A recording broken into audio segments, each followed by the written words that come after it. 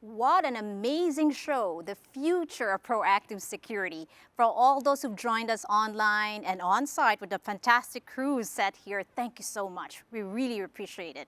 But if you think the conversation is over, it's not over yet.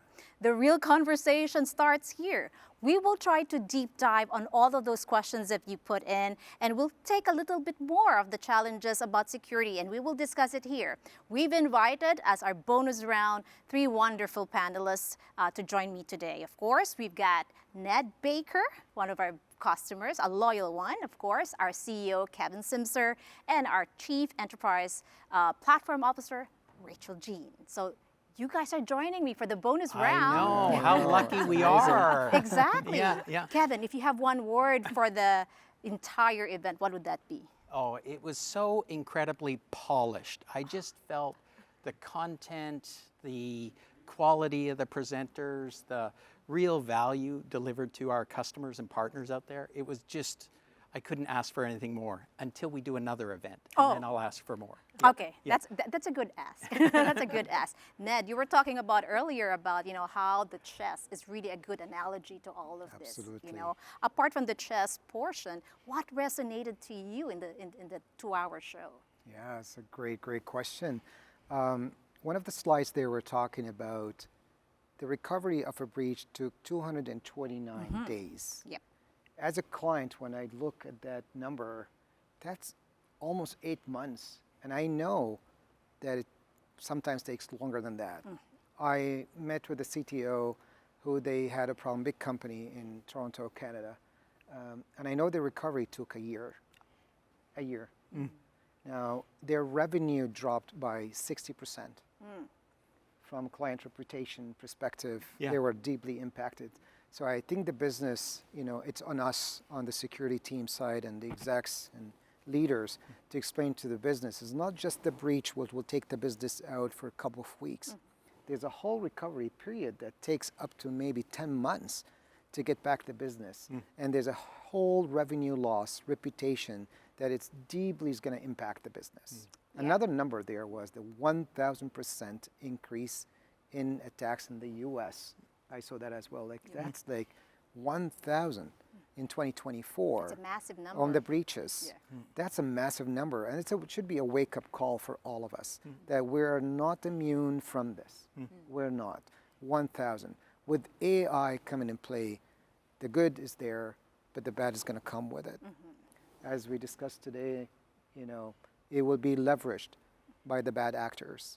And I believe as a client, with my knowledge of the topic, that this will speed up their attack. Yeah. So if today, 2024 was 1,000, can you imagine in a couple of years how things going to look like? Well, the bad actors, they're taking advantage of the AI so they can automate their tasks, attack faster, and reach the targets much faster. So we have to be on the proactive threat detection and prevention. We have to. And it's not only the vendor responsibility. We share, as clients, we share that responsibility with you. And we love sharing it with you, Ned. Thank you so much. Just to build on that, Ned, just because you made me think about this Google Next conference I was at last week. And I met with the CISO of Google. And she was telling me that she's really nervous because threat actors, the true professional threat actors, their business model was pretty simple in the past. It was, you didn't have to have a high quality attack, but if you did a high quantity of them, you would land some wins, right? So just quantity. But now with AI and all this new technology, actually the threat actors can up their game. Absolutely. So it's not just the quantity, but it's also the quality of the attack. So she was positioning that, we really have to get much more, aggressive at building our defenses and being able to stop this. Because the quality of the attacks are going to get much more sophisticated. And I can add to that.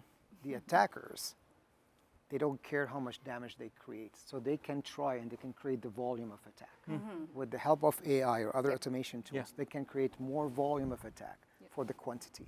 So they can reach to a target. Yeah. So if they damage for us the business, they damage our business, they don't care. Yeah. It's a random spray and attack. Yeah. Yeah. It's But all for about the that. defenders, the problem is you want to defend, but you have to keep the network up, you have to keep Yes, the business yes, going. yeah. And that's the challenge for Yeah. the client and the technology companies behind us. Yeah. So it's quite a challenge, and we should up the game there, Yeah. 100%. And speaking of up the game, can I switch a little bit to Rachel? Because one of the things that you talk about, there were 3 pillars, mitigation, visibility, and mediations. So where do you think the customers are struggling right now, right? And where can we help them? Yeah, that's a great question. I talk about 3 things: visibility, prioritization, and mitigation. And I do believe these 3 areas are all some problems that customer want to solve. That's why customer come to us. And also, all of these 3 steps, we need to be proactive, because at some point we need to assume we will be breached. Yeah. And that will happen. And in the past, with all the reactive tools are still great. EDR, NDR, SIEM, SOAR, still very helpful. But that is all about something happened, and I need to detect it, I need to investigate, and then I do the response. Now, I want to look at the time horizon. I want to shift a little bit left. Yeah, it's kind of, before an attack happens, before a breach happens, and what can I do to preempt, to predict what happens? So that makes our visibility, prioritization, and mitigation to be more proactively helping our customers. And in terms of the 3 things, I think I talked with Ned with a lot of customers, and every customer say, yes, I need to do prioritization, I need to do mitigation. But the first thing, show me what happened. I need visibility first. That's also why when we build the cyber risk exposure management, we build starting with the visibility. And that was like 4 or 5 years ago. And we built together with our customer C-levels. And we invited a lot of CISOs and also C-levels. We asked them, what do you care? They care about how they can report to their board. They care about, what the right things that they need to take action for, for the team, and how to allocate their resource. They care about the risk. That's why we started with the risk together with our customers. And they say, risk score is perfect to help me, assess and to measure. But I need to see my, peer organizations in the same country, in the same region, in the same industry. I want to compare, and then I know, am I doing good or bad in this industry or in this region? They also say, you know what, I need to see the trending. Yeah, am I risk going up or going down? This indicate a lot to our customers. So I would say, visibility, prioritization, mitigation are so important, these 3 steps, and we need all these 3, but we need to start with visibility. You need to know what you have. You need to know what you need to, protect. That's right. Actually, you can't solve anything if you don't see it. That's right. right. It's basic, but I think it's very, very powerful. I'll pivot a little bit. We've received a lot of questions in Q&A. I wish we could all answer them, but 50% of the questions we've asked, I'm looking at you, Kevin, now, is really on AI. A lot of the AI right now, we've implemented our operational ability, providing tools, etc. But how can we be more strategic in our use of AI? Coming from a business person like you, what are your tips? What can we go through? Actually, the tip that I would give to everybody, and it's the one that, I was meeting with the CEO of Workday, so a big 20,000 person HR organized, like SaaS platform. And he was telling me the exact same thing that he's pushing within his AI. Don't think of it as a way of driving costs down. Humans out of the organization. That's the wrong way to be thinking about it. Actually, the real focus should be on driving productivity improvements so that we can grow our top line businesses, get top line growth. That should be our focus right now, is how can we grow and expand. In my simple opening, I used an example because I happened to be meeting with the CEO of Google, and he was telling me that, 30% of all of our code going into production is now generated by AI. Oh, wow. Okay. So 30%, that's up. That's Q1, that's up from 2024 Q4 at 25%. So it's increasing. Yeah. Does that mean, so I said, so does that mean you're not hiring engineers? He's absolutely hiring tons of engineers, right? It just means that some of the tasks can be done in an automated way, and that allows him to focus, have his team focus in on more higher value things. How can he and that company deliver more for end customers? So it's about growing top line. So get fixated on the projects that can actually help improve the top line business. That's what would excite a business executive like me, is growing the top line. So that's for sure. The second is, and this has come up in many people that I talk to, you know that there's a metaphor that you can maybe grow 1,000 roses, but if you can't harvest them and sell those roses when they bloom, then it's really not that helpful. So pick a small number of projects. Don't let everything go, you know, across the organization where everybody has an AI project, because it's going to be very hard for you to figure out the ones that you actually want to move forward with.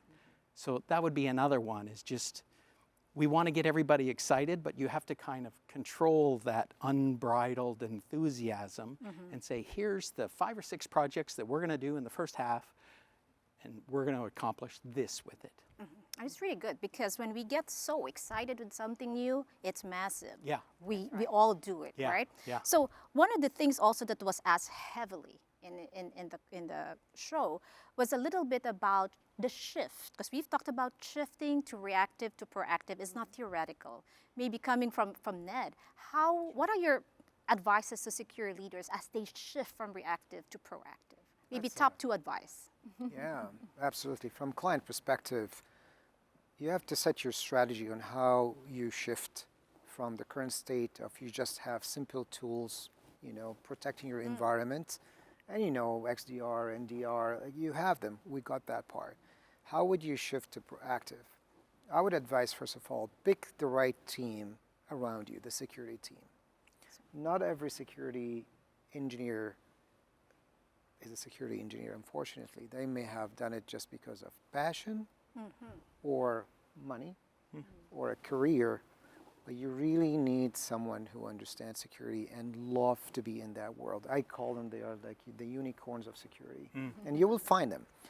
And that's a bit of a hard job for the leaders to find the right people around them, because those are the guys, we can't just do the job ourselves. Right. We need a team we have behind us, right? So pick your team, that's number one.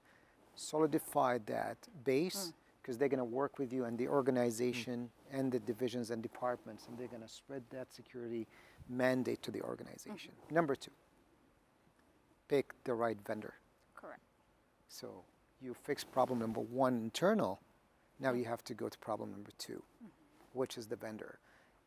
In today's world, I don't believe you can go with any ABC company. They claim they have security and they can protect you with security. You have to go with a very fully minded security companies. They are just operating in security. They understand the future. They understand the AI. They understand the wave which is coming to us.